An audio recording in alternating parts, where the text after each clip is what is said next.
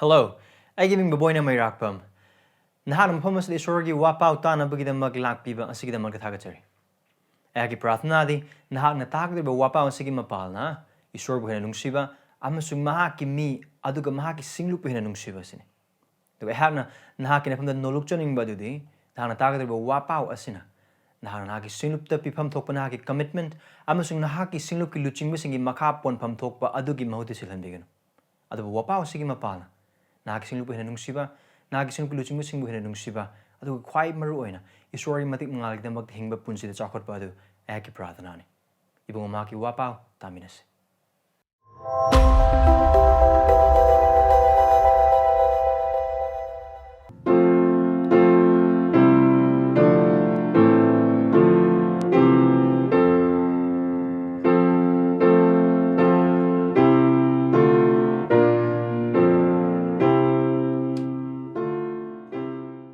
प्रार्थना तौसे ईश्वर की मतेंग नीसे इकोगी पामसुं इकोगी ईश्वर इकोई दा वांगांग बियो इकोई दा इबुंगो नहागी थवाई सेंगबगी मपाना इकोगी थमोई यौना इकोगी वाखल फाउना वांगांग बियो प्रभु सुनहाकी वाहै असिगी मपाना I will sem good beer. I could be sem dog beer. Christigi nungsi with the wise sing upon a good would be. Christigi Kusil wahai gumlava sing so I coin a cookie punsi the McLaughlins of the Matang Pangbi. Drunhaki Matang Nizari. Nizabas of a cooking Moses of Christig in Ministry. Amen.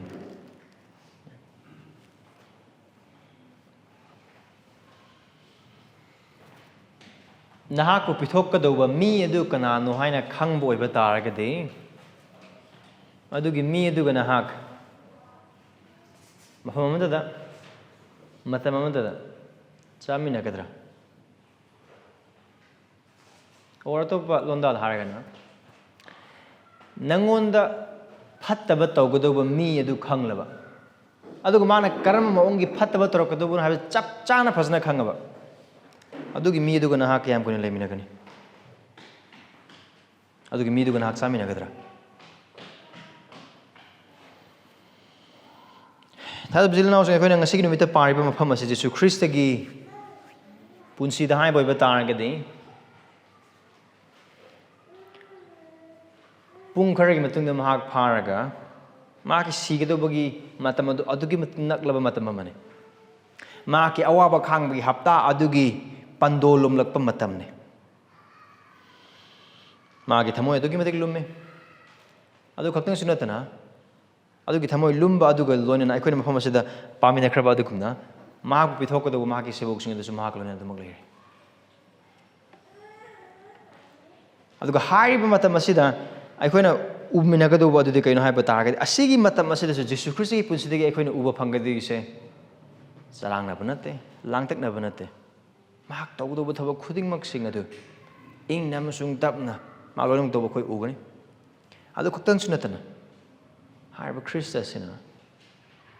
mahakpu yon thokodoriba amasung mahakpu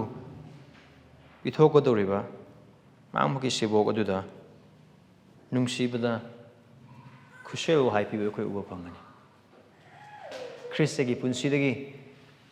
mahak makpu hana nabugi da makti pithok ko doriba mahak maki sebok aduda saw bagi natragana mahakpu yeng thi bagi mar masjid am to koi uroi aduna kone ngasi gi numita biang mina kraba mafam mark Taraga Marigi kun Tarag no Thudagin kun Gamathoi Pauba Sida. Karimana Tantalam of people with Targa, I should say this. Examine. Chang Yingzo.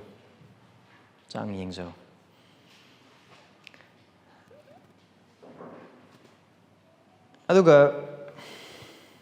Masigi Mapam Masigi Achoba Warol or main idea. Madu Asida layer. Thajabasa cheksillu nattrabadi khudi thigani Christians, beware, lest you fall. Now, wari ni ko na mapam sa ubo pangis. Aran chakhang bugi matam adun naksilakle, verse 12. Hamayaw do batal gi chakhang bugi budun naksilakle.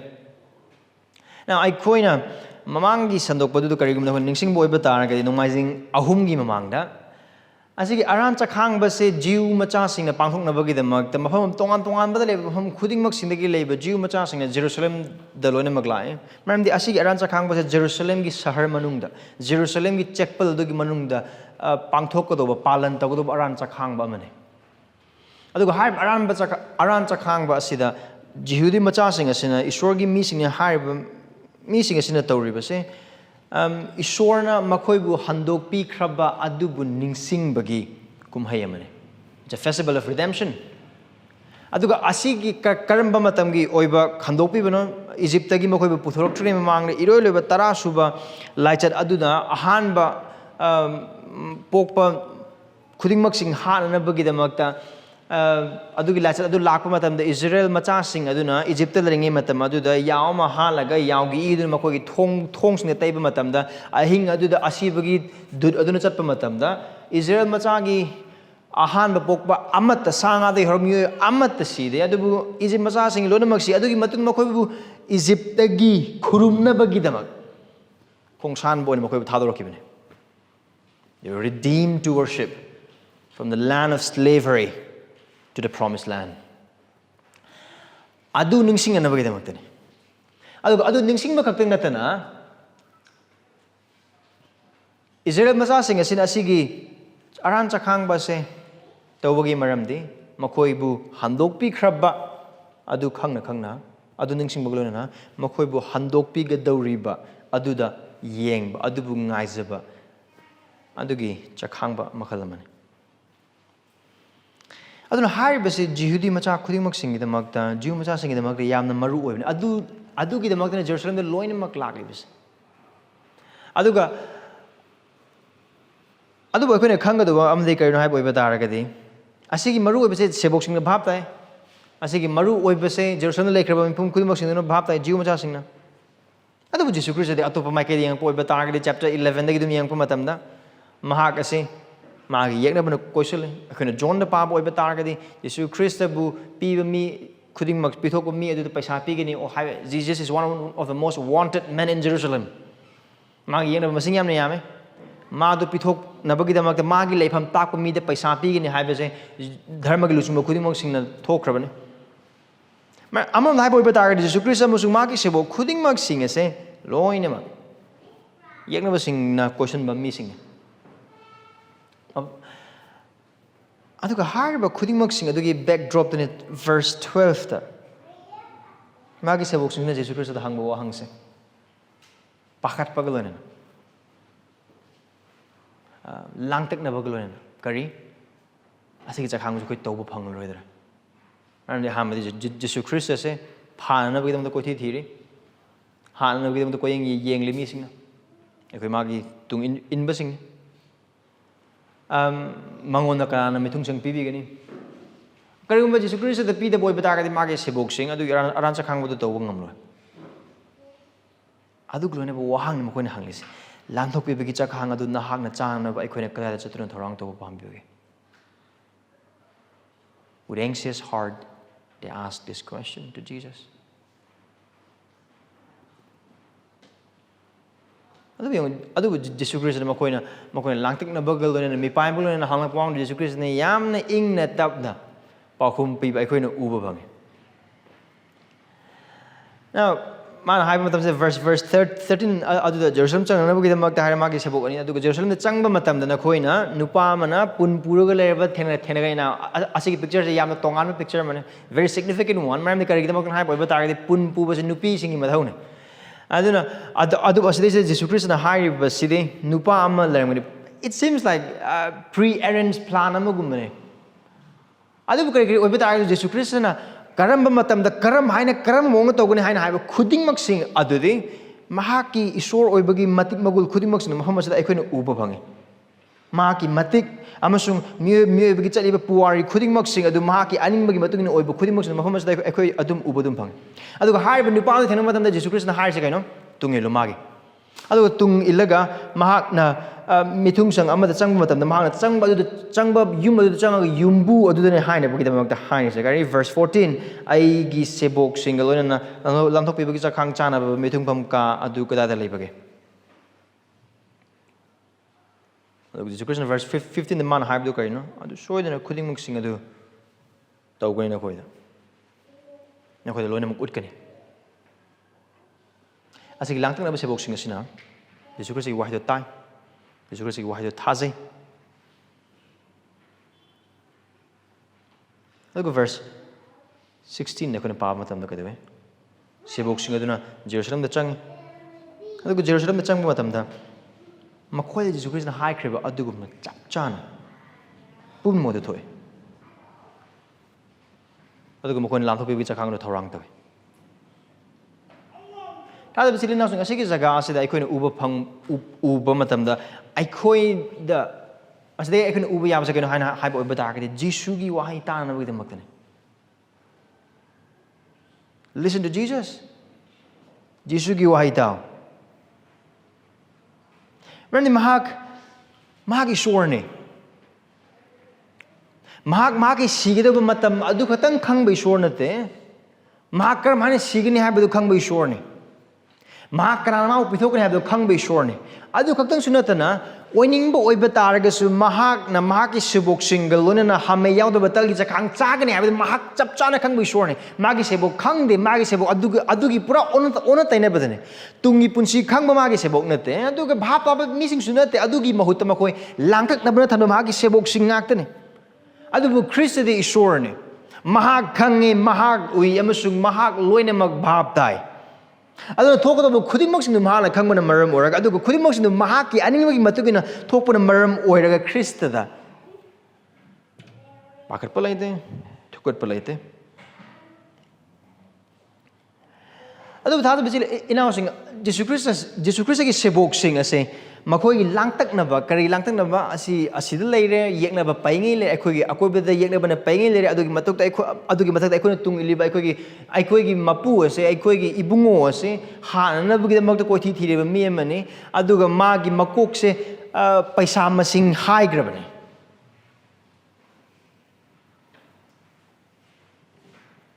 ꯑꯁꯤꯒꯤ ꯂꯥꯡꯇꯛꯅꯕꯁꯤꯡ ꯁꯦꯕꯣꯛꯁꯤꯡ ꯑꯁꯤꯒꯤ ꯂꯥꯡꯇꯛꯅꯕꯁꯤꯡꯁꯦ ꯑꯩꯈꯣꯏꯒꯤ ꯄꯨꯟꯁꯤꯗ ꯑꯩꯈꯣꯏ ꯅꯪ ꯑꯃꯁꯨꯡ ꯑꯩ ꯎꯕ ꯐꯪꯗꯕ꯭ꯔꯥ ꯃꯃꯥ ꯃꯄꯥꯁꯤꯡ ꯃꯆꯥꯁꯤꯡꯒꯤꯗꯃꯛꯇ ꯏꯆꯥꯁꯤꯡ ꯀꯔꯝꯕ ꯁ꯭ꯀꯨꯜ ꯇꯝꯍꯟꯒꯅꯤ ꯃꯣꯏꯒꯤ ꯐ꯭ꯌꯨꯆꯔꯅ ꯀꯃꯥꯏꯅ ꯇꯧꯍꯧꯕ ꯃꯤ ꯑꯣꯏꯍꯧꯒꯗ꯭ꯔꯥ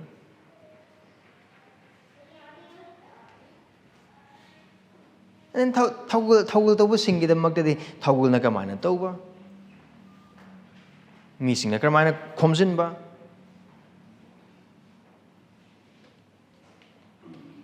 ꯑꯩꯈꯣꯏꯒꯤ ꯇꯨꯡꯒꯤ ꯄꯨꯟꯁꯤ ꯃꯌꯦꯛꯁꯤꯡꯅ ꯎꯕ ꯉꯝꯃꯛꯇꯕ ꯃꯇꯝ ꯍꯣꯠꯅꯔꯨꯕ ꯈꯨꯗꯤꯡꯃꯛꯁꯤꯡꯒꯤ ꯑꯗꯨꯝ ꯃꯥꯏ ꯄꯥꯛꯄꯗꯒꯤ ꯃꯥꯏꯊꯤꯕꯅ ꯍꯦꯟꯖꯜꯂꯛꯄ ꯃꯇꯝ ꯈꯨꯗꯤꯡꯃꯛꯁꯤꯡ ꯑꯗꯨꯗ ꯑꯁꯣꯝꯗꯅ ꯀꯩꯅꯣ ꯍꯥꯠꯅꯅꯕ ꯊꯤꯔꯤꯕ ꯑꯃꯁꯨꯡ ꯀꯅꯥ ꯑꯃꯠꯇꯅ ꯄꯤꯔꯛꯑꯣꯏꯗꯕ ꯃꯥꯟꯕ ꯑꯗꯨꯒꯤ ꯁꯦꯕꯣꯛꯁꯤꯡꯒꯤ ꯂꯥꯡꯇꯛꯅꯕ ꯑꯩꯈꯣꯏꯁꯤꯡꯁꯤꯅ ꯀꯔꯤ ꯑꯩꯈꯣꯏꯒꯤ ꯇꯨꯡꯒꯤ ꯄꯨꯟꯁꯤꯒꯤ ꯑꯩꯈꯣꯏꯒꯤ ꯏꯆꯥꯁꯤꯡꯒꯤ ꯇꯨꯡꯒꯤ ꯄꯨꯟꯁꯤꯒꯤ ꯆꯥꯅꯅꯕꯒꯤ ꯊꯛꯅꯅꯕꯒꯤ ꯁꯦꯠꯅꯅꯕꯒꯤ ꯑꯩꯈꯣꯏꯒꯤ ꯏꯃꯨꯡ ꯃꯅꯨꯡꯒꯤꯗꯃꯛꯇ ꯑꯩꯈꯣꯏꯒꯤ ꯏꯆꯥꯁꯤꯡꯒꯤꯗꯃꯛꯇ ꯑꯩꯈꯣꯏꯒꯤ ꯄꯨꯟꯁꯤꯒꯤꯃꯊꯧ ꯇꯥꯕꯁꯤꯡ ꯑꯗꯨꯒꯤꯗꯃꯛꯇ ꯈꯟꯕ ꯑꯗꯨ ꯃꯔꯨꯑꯣꯏꯅ ꯂꯥꯟꯕꯗꯤ ꯅꯠꯇꯦ ꯑꯗꯨꯕꯨ ꯑꯩꯈꯣꯏꯒꯤ ꯊꯥꯖ ꯐꯥꯠꯇꯕ ꯄꯨꯟꯁꯤ ꯑꯩꯈꯣꯏꯒꯤ ꯊꯥꯖ ꯐꯥꯠꯇꯕ ꯋꯥꯈꯜ ꯑꯃꯁꯨꯡ ꯊꯃꯣꯏ ꯑꯁꯤꯅ ꯃꯔꯝ ꯑꯣꯏꯔꯒ ꯑꯩꯈꯣꯏꯒꯤ ꯏꯃꯨꯡꯁꯦ ꯑꯩꯈꯣꯏꯒꯤ ꯃꯨꯔꯇꯤ ꯌꯥꯝꯅ ꯊꯨꯅ ꯑꯣꯏ ꯑꯩꯈꯣꯏꯒꯤ ꯏꯆꯥꯁꯤꯡ ꯑꯩꯈꯣꯏꯒꯤ ꯌꯥꯝꯅ ꯊꯨꯅ ꯃꯨꯔꯇꯤ ꯑꯣꯏ ꯑꯩꯈꯣꯏꯒꯤ ꯀꯔꯤꯌꯔ ꯌꯥꯝ ꯊꯨꯅ ꯑꯩꯈꯣꯏꯒꯤ ꯃꯨꯔꯇꯤ ꯑꯣꯏꯔꯛꯑꯦ ꯑꯗꯨꯒ things become so quickly our idol ꯑꯩꯈꯣꯏꯒꯤ ꯑꯅꯤꯡꯕ ꯌꯥꯝ ꯊꯨꯅ ꯑꯩꯈꯣꯏꯒꯤ ꯃꯨꯔꯇꯤ ꯑꯣꯏꯁꯤꯜꯂꯦ ꯑꯩꯈꯣꯏꯒꯤ ꯑꯄꯥꯝꯕ ꯌꯥꯝ ꯊꯨꯅ ꯑꯩꯈꯣꯏꯒꯤ ꯃꯨꯔꯇꯤ ꯑꯣꯏꯁꯤꯜꯂꯦ ꯑꯗꯨꯒ ꯑꯗꯨꯒꯤ ꯈꯨꯗꯤꯡꯃꯛꯁꯤꯡ ꯑꯗꯨ ꯑꯩꯈꯣꯏꯒꯤ ꯂꯥꯠꯁꯟꯕꯒꯤ ꯄꯨꯟꯁꯤ ꯑꯗꯨ ꯇꯧꯋꯦ ꯑꯗꯨꯒ ꯂꯥꯠꯄꯅ ꯃꯔꯝ ꯑꯣꯏꯔꯀꯥꯟꯗ ꯑꯗꯨ ꯌꯥꯎꯗꯕ ꯑꯣꯏꯕ ꯇꯥꯔꯒꯗꯤ ꯑꯗꯨ ꯐꯪꯗꯕ ꯑꯣꯏꯕ ꯇꯥꯔꯒꯗꯤ ꯀꯔꯤ ꯑꯃꯠꯇ ꯑꯩꯈꯣꯏꯒꯤ ꯄꯨꯟꯁꯤꯗ ꯃꯍꯩ ꯌꯥꯜꯂꯔꯣꯏꯗꯧꯕ ꯑꯃꯁꯨꯡ ꯅꯨꯡꯉꯥꯏꯐꯝ ꯈꯪꯉꯔꯣꯏꯗꯧꯕ ꯑꯃꯁꯨꯡ ꯍꯤꯡꯕꯗ ꯐꯥꯎꯕꯗ ꯌꯥꯔꯣꯏꯗꯕ ꯑꯗꯨꯒꯤ ꯋꯥꯈꯜ ꯈꯨꯗꯤꯡꯃꯛꯁꯤꯡ ꯂꯣꯏꯅ ꯈꯟꯕꯅ ꯃꯔꯝ ꯑꯣꯏꯔꯀꯥꯟꯗ ꯀꯩꯗꯧꯋꯦ ꯑꯩꯈꯣꯏꯅ ꯎꯒꯗꯧꯕ ꯑꯩꯈꯣꯏꯅ ꯈꯪꯒꯗꯧꯕ ꯑꯃꯁꯨꯡ ꯑꯩꯈꯣꯏꯅ ꯊꯥꯖꯒꯗꯧꯕ ꯑꯩꯈꯣꯏꯒꯤ ꯄꯨꯟꯁꯤꯒꯤ ꯆꯨꯛꯂꯤ ꯄꯥꯏꯔꯤꯕ ꯑꯩꯈꯣꯏ ꯀꯔꯝꯍꯥꯏꯅ ꯂꯣꯏꯒꯗꯧꯕꯅꯣ ꯍꯥꯏꯕꯗꯣ ꯈꯪꯂꯤꯕ ꯑꯗꯨꯗꯒꯤ ꯍꯦꯟꯗꯣꯛꯇꯨꯅ ꯃꯍꯥꯛ ꯃꯁꯥꯃꯛꯄꯕꯨ ꯑꯩꯈꯣꯏꯒꯤꯗꯃꯛꯇ ꯄꯤꯊꯣꯛꯄꯤꯈꯤꯕ ꯈ꯭ꯔꯤꯁꯇ ꯑꯩꯉꯣꯟꯗ ꯂꯥꯛꯑꯣ ꯑꯩꯉꯣꯟꯗ ꯊꯥꯖꯧ ꯑꯩꯉꯣꯟꯗ ꯌꯦꯡꯉꯣ ꯑꯩꯒꯤ ꯍꯥꯏꯕ ꯇꯥꯎ ꯍꯥꯏꯕ ꯈ꯭ꯔꯤꯁꯇꯗ ꯂꯣꯏꯅꯃꯛ ꯀꯥꯎꯊꯣꯛꯑꯒ ꯃꯉꯣꯟꯗꯒꯤ ꯑꯩꯈꯣꯏꯒꯤ ꯊꯃꯣꯏꯒꯤ ꯑꯣꯏꯕ ꯃꯨꯔꯇꯤ ꯈꯨꯗꯤꯡꯃꯛꯁꯤꯡꯗꯨꯅ ꯌꯥꯝꯅ ꯆꯥꯎꯕꯅ ꯃꯔꯝ ꯑꯣꯏꯔꯒꯗꯧꯋꯤ ꯑꯩꯈꯣꯏ ꯂꯥꯡꯇꯛꯅꯩ ꯂꯥꯡꯇꯛꯅꯕꯗꯨꯅ ꯀꯩꯗꯧꯋꯤ ꯑꯩꯈꯣꯏꯗ ꯍꯦꯟꯅ ꯑꯋꯥꯕ ꯑꯅꯪꯕ ꯄꯤ ꯑꯗꯨꯅ ꯑꯩꯈꯣꯏꯒꯤ ꯄ꯭ꯔꯥꯊꯅꯥꯁꯤꯡꯁꯦ ꯀꯔꯤ ꯑꯣꯏꯅ ꯇꯧꯔꯛꯑꯦ ꯄ꯭ꯔꯚꯨ ꯑꯩꯈꯣꯏꯒꯤ ꯏꯃꯨꯡꯒꯤ ꯑꯁꯤ ꯄꯤꯕꯤꯌꯨ ꯄ꯭ꯔꯚꯨ ꯑꯩꯒꯤ ꯏꯆꯥꯒꯤ ꯑꯁꯤ ꯄꯤꯕꯤꯌꯨ ꯄ꯭ꯔꯚꯨ ꯑꯩꯒꯤ ꯄꯨꯟꯁꯤꯒꯤꯗꯃꯛꯇ ꯑꯁꯤ ꯄꯤꯕꯤꯌꯨ ꯑꯗꯨꯅ ꯖꯤꯁꯨ ꯈ꯭ꯔꯤꯁꯅ ꯃꯥꯊꯦꯕꯟ 6 ꯃꯌꯦꯛ ꯁꯦꯡꯅ ꯇꯝꯕꯤꯕꯅꯤ ꯑꯩꯈꯣꯏꯒꯤ ꯁꯔꯒꯤ ꯏꯄꯥꯅ ꯑꯩꯈꯣꯏ ꯃꯊꯧ ꯇꯥꯕ ꯈꯨꯗꯤꯡꯃꯛꯁꯤꯡꯗꯣ ꯈꯪꯉꯤ ꯁꯦꯠꯅꯅꯕ ꯐꯤꯖꯦꯠ ꯆꯥꯅꯅꯕ ꯆꯤꯟꯖꯥꯛ ꯂꯩꯅꯅꯕꯒꯤ ꯌꯨꯝ ꯑꯁꯤꯒꯤ ꯍꯤꯔꯝ ꯈꯨꯗꯤꯡꯃꯛꯁꯤꯡ ꯑꯁꯦ ꯏꯁꯣꯔ ꯈꯪꯗꯕ ꯃꯤꯁꯤꯡꯅꯁꯨ ꯅꯨꯡꯇꯤ ꯅꯨꯃꯤꯠ ꯈꯨꯗꯤꯡꯃꯛꯀꯤ ꯅꯤꯕ ꯄꯣꯠꯁꯛꯁꯤꯡꯅꯤ ꯀꯔꯤꯒꯨꯝꯕ ꯅꯪ ꯑꯃꯁꯨꯡ ꯑꯩꯒꯤ ꯄꯨꯟꯁꯤꯁꯦ ꯑꯩꯈꯣꯏꯒꯤ ꯂꯥꯡꯇꯛꯅꯕ ꯈꯨꯗꯤꯡꯃꯛꯁꯤꯡ ꯑꯗꯨꯅ ꯑꯩꯈꯣꯏꯒꯤ ꯃꯨꯔꯇꯤ ꯈꯨꯗꯤꯡꯃꯛꯁꯤꯡ ꯑꯗꯨꯅ ꯑꯩꯈꯣꯏꯗ ꯑꯣꯏꯍꯜꯂꯛꯄ ꯂꯥꯡꯇꯛꯅꯕ ꯈꯨꯗꯤꯡꯃꯛꯁꯤꯡ ꯑꯗꯨꯅ ꯑꯩꯈꯣꯏꯒꯤ ꯄ꯭ꯔꯥꯊꯅꯥꯁꯦ ꯆꯥꯅꯅꯕ ꯆꯤꯟꯖꯥꯛ ꯁꯦꯠꯅꯅꯕ ꯐꯤꯖꯦꯠ ꯑꯃꯁꯨꯡ ꯂꯩꯅꯅꯕꯒꯤ ꯌꯨꯝ ꯑꯁꯤꯒꯤ ꯑꯍꯨꯝꯁꯤꯗ ꯑꯗꯨꯝ ꯄ꯭ꯔꯥꯊꯅꯥ ꯇꯧꯔꯒ ꯑꯗꯨꯝ ꯅꯤꯔꯒ ꯑꯗꯨꯝ ꯂꯩꯕ ꯑꯣꯏꯕ ꯇꯥꯔꯒꯗꯤ ꯊꯥꯖꯕ ꯏꯆꯤꯜ ꯏꯅꯥꯎꯁꯤꯡ ꯅꯪ ꯑꯃꯁꯨꯡ ꯑꯩꯒ ꯏꯁꯣꯔ ꯈꯪꯗꯕ ꯃꯤꯁꯤꯡꯒ ꯀꯔꯤꯅꯣ ꯈꯦꯠꯅꯔꯤꯁꯦ ꯑꯩꯈꯣꯏꯒꯤ ꯄ꯭ꯔꯥꯊꯅꯥꯗ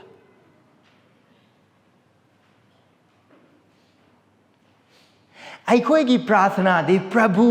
ꯅꯍꯥꯛꯀꯤ ꯅꯤꯡꯊꯧ ꯂꯩꯕꯥꯛ ꯂꯥꯛꯁꯅꯨ ꯅꯍꯥꯛꯀꯤ ꯃꯤꯡ ꯑꯁꯦꯡꯕ ꯑꯣꯏꯁꯅꯨ ꯁꯔꯒꯗ ꯅꯍꯥꯛꯀꯤ ꯅꯤꯡꯕ ꯇꯧꯕꯒꯨꯝꯅ ꯇꯥꯏꯕꯪ ꯄꯥꯟꯕꯗꯁꯨ ꯑꯣꯏꯁꯅꯨ ꯑꯗꯨꯒ ꯍꯥꯏꯔꯤꯕ ꯈꯨꯗꯤꯡꯃꯛꯁꯤꯡꯗꯣ ꯑꯣꯏꯕ ꯃꯇꯝꯗ ꯑꯩꯉꯣꯟꯗ ꯑꯩꯅ ꯄꯥꯝꯖꯔꯤꯕ ꯑꯩꯒꯤ ꯅꯤꯡꯖꯔꯤꯕ ꯑꯩꯒꯤ ꯄꯨꯟꯁꯤꯗ ꯑꯁꯤ ꯐꯪꯕ ꯑꯣꯏꯕ ꯇꯥꯔꯒꯗꯤ ꯐꯒ꯭ꯔꯦꯅ ꯈꯜꯂꯤꯕꯁꯤꯅ ꯅꯍꯥꯛꯀꯤ ꯅꯤꯡꯊꯧ ꯂꯩꯕꯥꯛ ꯂꯥꯛꯄ ꯃꯇꯝꯗ ꯅꯍꯥꯛꯀꯤ ꯑꯅꯤꯡꯕꯗ ꯇꯥꯏꯕꯪ ꯄꯥꯟꯕꯗ ꯇꯧꯕ ꯃꯇꯝꯗ ꯅꯍꯥꯛꯀꯤ ꯁꯤꯡꯂꯨꯞ ꯍꯦꯟꯅ ꯆꯥꯎꯈꯠꯄ ꯃꯇꯝꯗ ꯅꯍꯥꯛꯀꯤ ꯑꯐꯕ ꯋꯥ ꯄꯥꯎꯒꯤ ꯊꯧꯒꯜ ꯍꯦꯟꯅ ꯆꯥꯎꯈꯠꯄ ꯃꯇꯝꯗ ꯃꯇꯦꯡ ꯑꯣꯏꯒꯗꯕ ꯑꯣꯏꯕ ꯇꯥꯔꯒꯗꯤ ꯆꯥꯟꯕꯤꯗꯨꯅ ꯄꯤꯕꯤꯌꯨ ꯑꯗꯨꯕꯨ ꯈꯨꯗꯤꯡꯃꯛꯁꯤꯡ ꯑꯁꯤꯅ ꯅꯍꯥꯛꯀꯤ ꯑꯅꯤꯡꯕꯗꯨ ꯑꯩꯒꯤ ꯄꯨꯟꯁꯤꯗ ꯇꯧꯕ ꯃꯇꯝꯗ ꯅꯍꯥꯛꯀꯤ ꯑꯅꯤꯡꯕꯗꯨ ꯁꯔꯒꯗ ꯑꯣꯏꯕꯒꯨꯝꯅ ꯇꯥꯏꯕꯪ ꯄꯥꯟꯕ ꯑꯃꯁꯨꯡ ꯑꯩꯒꯤ ꯄꯨꯟꯁꯤꯗ ꯑꯣꯏꯕ ꯃꯇꯝꯗ ꯑꯩꯒꯤ ꯑꯅꯤꯡꯕ ꯑꯄꯥꯝꯕ ꯑꯁꯤꯅ ꯇꯥꯏꯕꯪ ꯄꯥꯟꯕꯒꯤ ꯂꯟꯊꯨꯝ ꯑꯁꯤ나 ꯑꯃꯁꯨꯡ ꯑꯩꯒꯤ ꯈꯜꯂꯤꯕ ꯃꯨꯔꯇꯤ ꯈꯨꯗꯤꯡꯃꯛꯁꯤꯡ ꯑꯆꯧꯕ ꯑꯌꯦꯠ ꯄꯣꯔꯛꯄ ꯇꯥꯔꯒꯗꯤ ꯄ꯭ꯔꯚꯨ ꯂꯧꯊꯣꯛꯄꯤꯌꯨ ꯑꯩꯉꯣꯟꯗꯒꯤ ꯂꯣꯏꯅꯃꯛ ꯃꯔꯝꯗꯤ ꯑꯩꯒꯤ ꯄꯨꯟꯁꯤꯗꯒꯤ ꯅꯍꯥꯛꯅ ꯍꯦꯟꯅ ꯐꯩ ꯅꯍꯥꯛꯀꯤ ꯅꯤꯡꯊꯧ ꯂꯩꯕꯥꯛ ꯅꯍꯥꯛꯀꯤ ꯑꯐꯕ ꯋꯥ ꯄꯥꯎ ꯅꯍꯥꯛꯀꯤ ꯃꯇꯤꯛ ꯃꯉꯥꯜ ꯑꯗꯨꯅ ꯍꯦꯟꯅ ꯉꯥꯟ ꯐꯦꯜꯂꯦ ꯑꯗꯨ ꯅꯪ ꯑꯃꯁꯨꯡ ꯑꯩꯒꯤ ꯄ꯭ꯔꯥꯊꯅꯥ ꯑꯣꯏꯒꯗꯧꯕꯅꯤ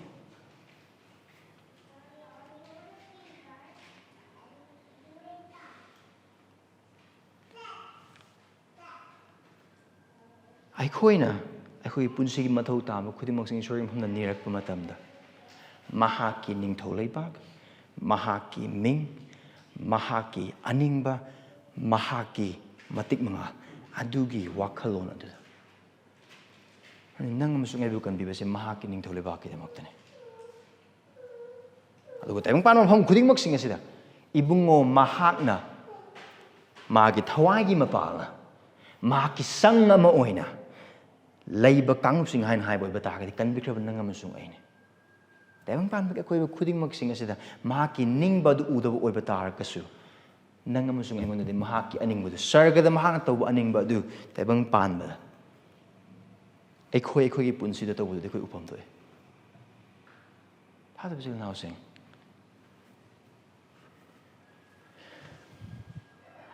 ꯑꯁꯤꯒꯤ ꯃꯨꯔꯇꯤ ꯈꯨꯗꯤꯡꯃꯛꯁꯤꯡ ꯅꯪ ꯑꯃꯁꯨꯡ ꯑꯩꯒꯤ ꯊꯃꯣꯏꯗ ꯂꯩꯕ ꯃꯨꯔꯇꯤꯁꯤꯡ ꯏꯃꯨꯡ ꯃꯅꯨꯡ ꯃꯤꯡꯆꯠ ꯄꯩꯁꯥ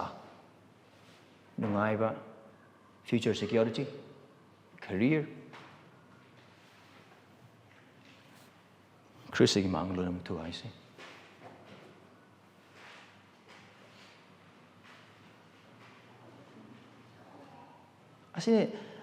ꯑꯁꯤꯒꯤ ꯂꯥꯡꯇꯛꯅꯕꯁꯤꯗ ꯁꯦꯕꯣꯛꯁꯤꯡꯁꯤꯒ ꯑꯩꯈꯣꯏꯒ ꯃꯥꯟꯅꯕ ꯖꯒꯥꯁꯤꯡ ꯑꯗꯨꯕꯨ ꯁꯤꯒꯤ ꯁꯦꯕꯣꯛꯁꯤꯡꯗꯒꯤ ꯑꯩꯈꯣꯏꯅ ꯇꯝꯖꯒꯗꯕ ꯑꯃꯁꯨ ꯂꯩ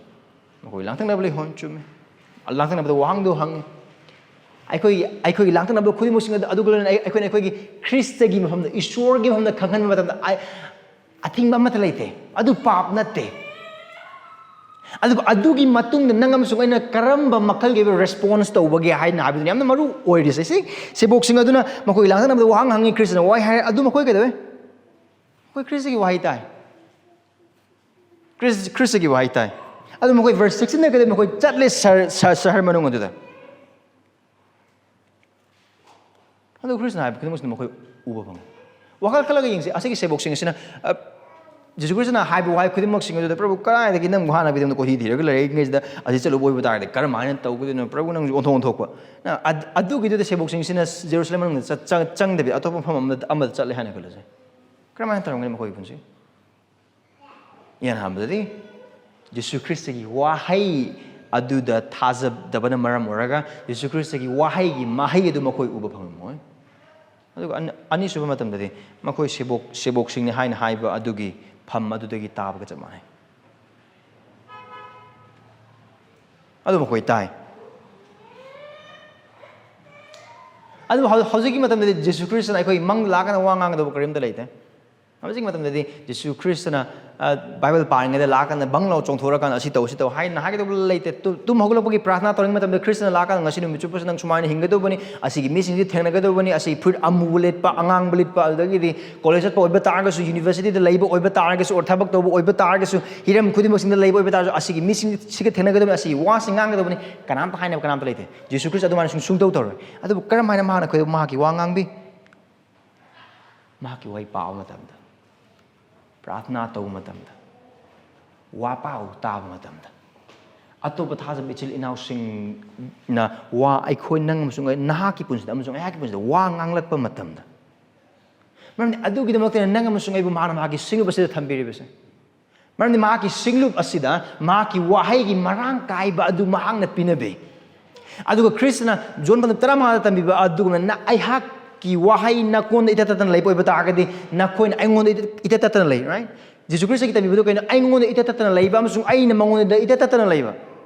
adu gumba misi kanuno kakta na mahay yan gani adu bukara mana Christ ita tatan lay gani mahaki wahai da ita tatan lay ba adu mapana adu mahaki wahai da ita tatan matokar mana lay gani mahaki wahai ki marang kay ba khudog lo na pinabirba mahaki singlukta marang kay na amasung ay koy gi punsi pisin bagi mapana hing bagi maramna hing bagi mapana marni mahaki singlup adu mahaki wahai sanok po lay gani mahaki wahai u gani Prabhu kita mi sakang amasung baptism gi mapana mahaki wahai sa ekoi mahaki wahai gi mapana tai mahaki wahai gi mapana haise mahaki wahai gi mapung pa khuding maksing adu ekoi gi singlup to yeng boi bata ga su khuding maksing mahaki thosala ekoi gi singlup te pinabiri Hada bichili naw sing hauji ki matam da ishor na Christ na ekoi wangang bis mahaki singlup ki mapana mahaki mising gi mapana singlup ki luching bagi mapana pastor gi mapana aduga tongan mong ishor gi wahai gi mapana ekoi da wangang matam khudima ki Christ na nangam sunga da wangang biri bini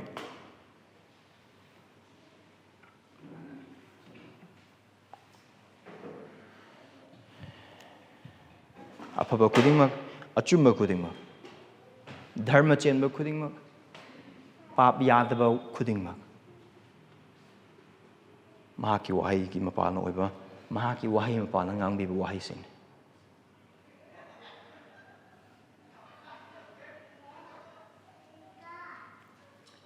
asina maram organ nang musungai na thazaba oikraba nang musungai na ekoi amaga ngangna bada tana ga dori base asina maram oiragani aikoina phanna yamna pamda boiba targasu thaja bichali naw singna hongdokna ba semdokna ba amasung chatna bagi damak harak matamda phanna yam pamda boiba targasu Christ gi wahai du thaja bagi mapala aikoina hongdokko do bagi maramse koi pamde na maram de ai tawge khala ga lei ba thabak adu da mi sing tawsalak pa adu ga ai punsi adu da mi amna wangang salak pa adu ai gi boundary lanjalak pa ai gi aura gi kano kari hagani ai gi akoi like ba fencing adu gi sambal du gi akoi lansalak koi pamde kari khale o control to na hon re namdana submit to na hon re adu ne khona khali se thasa bisil naw sing nate Christ gi wahida Christ gi yathangda nangam sung aingon dagi aikhoi gi harau ba lauthokna ba aikhoi gi nungai ba chingthokna ba aduga aikhoi gi punsida awa ben hamna ba kari amat leite adu bo hoi aikhoi wagani aikhoi thamoi nagani kaina maram oraga aikhoi thamoi nungda leiriba aikhoi hatokjo aikhoi lai muti singdana maram oraga Thajabasa nausing Christagi wahai to the tasi. Christ the wahai to the ta Christagi wahai to the tasi. Mahaki wahai na marang kana ko tabi khudi moksing asi the tasi. Maram di Christ the Thajabasa abi shorni. Mahang nangam sungai kita mak sibiki. Mahang nangam sungai kita mak sargi pembal thaloki. Mahang nangam sungai kita mak ai khone lep kada mafam adu lep ki. Mahang nangam sungai gi damak ta aseng be isor adugi mangda ai khoina phangada asaw ba adugi mafam dam hang lep ki. Hai ba Christ nangam sungai gi damak ta punsi khudimak tengthoki ba sargi pembal thaloki ba nangam sungai gi damak ta ma gi thawai pidoki ba Christ ma ki wahai da thazro de ba maram sung mangon ma ki wahai da tar de bagi maram kari amata leite. Adon Christ gi wahai tas. Christ gi wahai tabi. Punsi gi akan bam punsi na waslak laba matam. Aduga punsi se karom sa kado bun hana khang taba matam. Aduga nangam sungai gi punsi thokli ba asida kari no thokli ba sa hana khang taba matam khudi moksing adu da su Christ thasabi. Mamne se boxing asina makoi karmana tawguni karmana sa khang chak hana khang daba matam adu Christ gi wahai da taki. Christ gi wahai dum khoi taw. Aduga makoi Christ na harbu dum makoi thenaki. Verse 17 to 20. Mafam asida sebok sing hang ba wahang sing ekoi wahang amai khona uminarakani adu har wahang na thal bisil na sing nang masungai na so ekoi isa sai pun sida hang bada aphab oi wahang a good question to ask ourselves maram dio mamsale mahamadu na mak sebok sing dun lai phaminare Trang thoi du ka Jesus Christ glona na phaminare no cha khang da cha ba hore to verse 18 ayana ko ta sing hai bane maduri na khoi gi narak ta gi ai ga chaminari ba amana aibu pithokani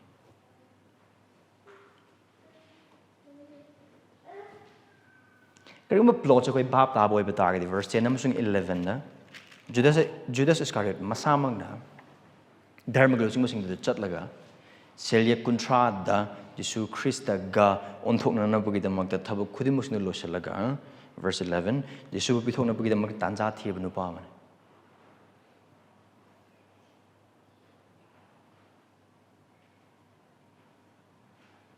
adu masi gi sebok sing sing marak ta yawe adu hai riba sebok sing adu marak ta Jesus Christ adu gi wahai hek hai ba matam da verse 19 amasung 20 marun verse 19 when wadu makoina waduna maduda makoi pukning waduna makoi amam na mangonda haike aira now asigi wahai sida aira haina hangba wahang se asumana hangba chamane ai ora mode prabhu aira ne na adugi wahang mo adu makoi amatna makoi wakal ju wai aduga ai ora mode prabhu ai oi gadare aseng ai kanano adugi dudane the verse 20 the Jesus Christ gi wahai deu na ko tan thogi marak tagi ai gulona na pukham da lutminariba mahakna amram dai boy patagadi mafam se Jesus Christ na hai ba wai se most likely thagari se masing nipuma thogi pada mapan da thagari se iba nupa aduna mahak na iba matam da hai ba dumok Jesus Christ gi punsi da thokpagi maong ni verse 41 Psalm 41 gi verse 9 da hai ba wai diam hoi aina china thajaba ai isamaki chanaraba marup aigi tal chaki ba mahak na aigi thakta mahaki khongi khuningna thangat khre airane prabhu thad bijela na sing mafam asida sebok sing sina hangli bo hang sing nangam sung ai pun so hangda bo hang sing ni adu hai ba aikoina hangba matam aikoi gi damak ta aphaba oigeduba wahang amane man de hai ba wahang adu hangba matam aikoi gi thajaba gi punsi aikoi hingliba mahing khudimok sing adu aikoina chang yengjina ba gi acho wacha matam amane kari mo phamas pham ba aikoi khuding mak sing ase aingon de hora aikoi loina mak se ai gi punsi asne hingliba makai ai juju krisa punsi chupagan thalo ya na aikoi khallaga leg adu chap yung dum leibo oi batar ga di ai chuk tau tor adu gi thabak to adu gi wakal leibo oi batar ga di hoi aphabane adu aikoi gi napal aikoi gi wakhal da ꯑꯩꯈꯣꯏꯅ ꯇꯧꯔꯤꯕ ꯊꯕꯛ ꯈꯔ ꯑꯩꯈꯣꯏꯅ ꯇꯧꯔꯤꯕ ministry ꯈꯔ ꯑꯗꯨꯗꯒꯤ ꯑꯩꯈꯣꯏꯅ ꯑꯣꯏꯔꯤꯕ ꯍꯤꯔꯝ ꯈꯔꯗ ꯌꯦꯡꯂꯀꯥꯟꯗ ꯑꯩꯗꯤ ꯑꯣꯏꯔꯣꯏꯗ ꯑꯗꯨꯒꯤ ꯋꯥꯈꯜꯗꯨ ꯂꯩꯕ ꯑꯣꯏꯕ ꯇꯥꯔꯗꯤ ꯑꯗꯨ ꯅꯥꯄꯜꯅꯤ ꯊꯥꯖꯕ ꯏꯆꯤꯜ ꯏꯅꯥꯎꯁꯤꯡ ꯑꯩꯍꯥꯛꯅ ꯁꯟꯗꯦ ꯈꯔꯒꯤ ꯃꯃꯥꯡꯗ ꯁꯟꯗꯣꯛꯈ꯭ꯔꯕ ꯑꯗꯨꯒꯨꯝꯅ ꯅꯪ ꯑꯃꯁꯨꯡ ꯑꯩꯅ ꯖꯨꯗꯁꯀꯤ ꯃꯐꯝꯗ ꯂꯩꯇ꯭ꯔꯤꯁꯦ ꯅꯪ ꯑꯃꯁꯨꯡ ꯑꯩꯅ ꯖꯨꯗꯥꯒ ꯃꯥꯟꯅꯗ꯭ꯔꯤꯁꯦ ꯖꯨꯗꯥꯁꯀ ꯔꯤꯌꯔꯒ ꯃꯥꯟꯅꯗ꯭ꯔꯤꯁꯦ ꯏꯁꯣꯔꯒꯤ ꯊꯧꯖꯥꯜ ꯑꯗꯨꯅ ꯃꯔꯝ ꯑꯣꯏꯔꯒ ꯈꯛꯇꯅꯤ ꯅꯪ ꯑꯃꯁꯨꯡ ꯑꯩꯈꯣꯏꯒꯤ ꯊꯃꯣꯏ ꯅꯨꯡ ꯑꯁꯤꯗ ꯑꯩꯈꯣꯏꯒꯤ ꯍꯥꯠꯇꯣꯛꯇ꯭ꯔꯤꯕ ꯄꯥꯞ ꯑꯗꯨꯒꯤ ꯃꯇꯤꯛ ꯌꯥꯝꯅ ꯂꯩꯔꯤ ꯑꯗꯨꯒ ꯑꯩꯈꯣꯏꯒꯤ ꯊꯣꯠꯇ꯭ꯔꯤꯕ ꯑꯀꯟꯕ ꯊꯃꯣꯏꯒꯤ ꯖꯒꯥꯁꯤꯡ ꯂꯩꯔꯤ ꯑꯗꯨꯒ ꯑꯩꯈꯣꯏꯒꯤ ꯄꯨꯟꯁꯤꯗ ꯅꯪ ꯑꯃꯁꯨꯡ ꯑꯩꯒꯤ ꯄꯨꯟꯁꯤꯗ ꯐꯠꯇꯕꯁꯤꯡ ꯑꯗꯨꯃꯛ ꯂꯩꯔꯤ ꯂꯩꯇꯕ꯭ꯔꯅꯦ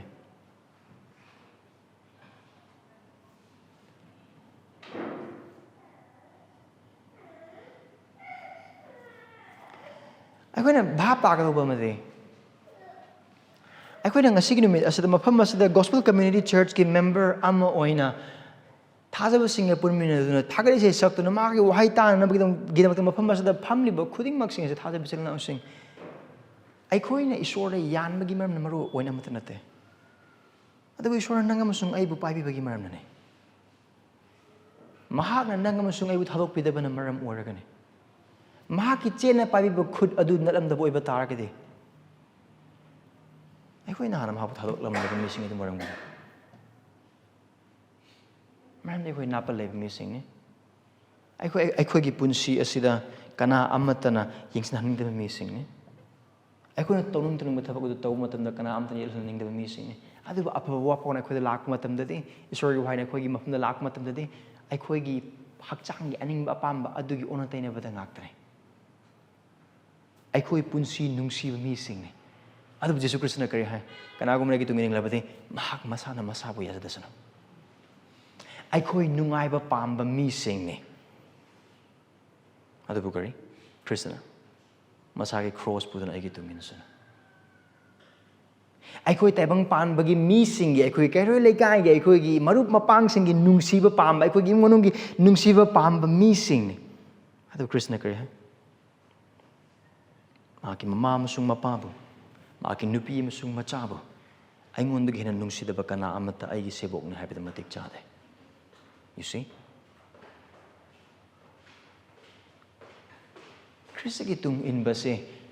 ꯊꯥꯖꯕ ꯏꯆꯤꯜ ꯏꯅꯥꯎꯁꯤꯡ ꯑꯩꯈꯣꯏꯒꯤꯗꯃꯛꯇ ꯑꯋꯥꯕ ꯑꯃ ꯅꯠꯇꯦ ꯑꯣꯏꯊꯣꯛꯇꯕ ꯑꯃꯅꯤ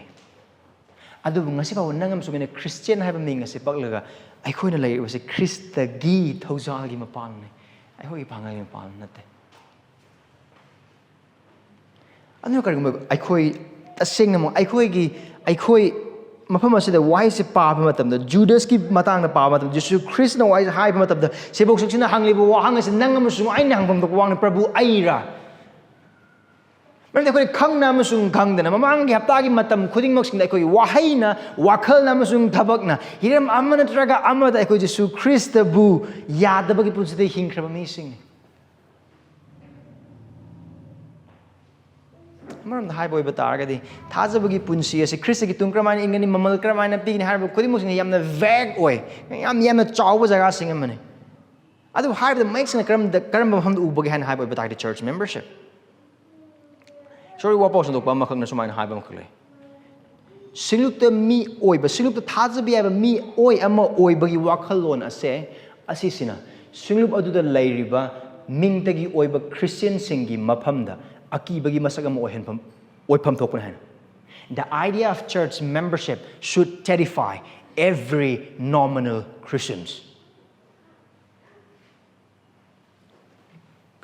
ꯀꯔꯤꯒꯤꯗꯃꯛꯇꯅꯣ ꯃꯔꯝꯗꯤ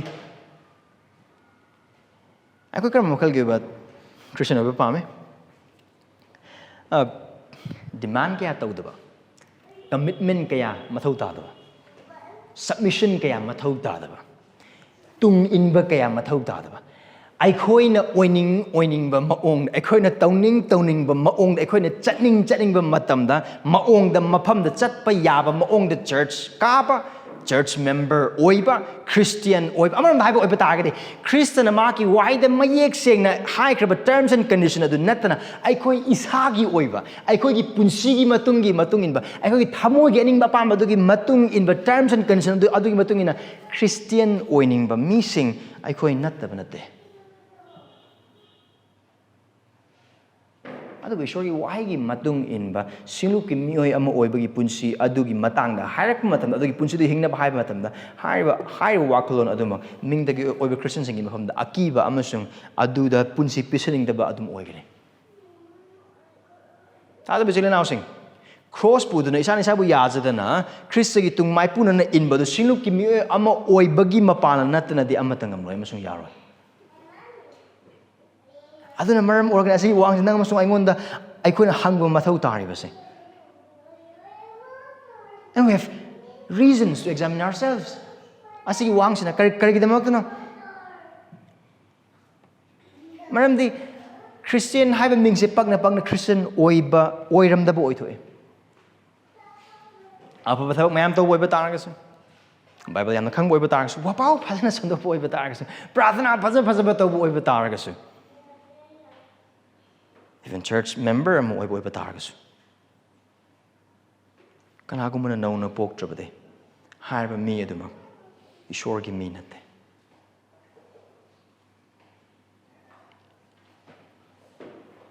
ꯖꯨꯗꯁꯀꯤ ꯃꯇꯥꯡꯗ ꯂꯥꯛꯄ ꯃꯇꯝꯗ ꯖꯤꯁꯨ ꯈ꯭ꯔꯤꯁꯇꯅ verse 21ꯗ ꯃꯔꯨꯑꯣꯏꯅ verse 20ꯗ ꯍꯥꯏꯔꯤꯕ ꯋꯥꯍꯩꯁꯤ ꯌꯦꯡꯂꯛꯄ ꯃꯇꯝꯗꯗꯤ ꯑꯩꯈꯣꯏ ꯃꯃꯥꯡꯗ ꯌꯦꯡꯈ꯭ꯔꯕ ꯑꯗꯨꯒ ꯖꯨꯗꯁ ꯖꯤꯁꯨ ꯈ꯭ꯔꯤꯁꯇꯒꯤ ꯁꯦꯕꯣꯛꯅꯤ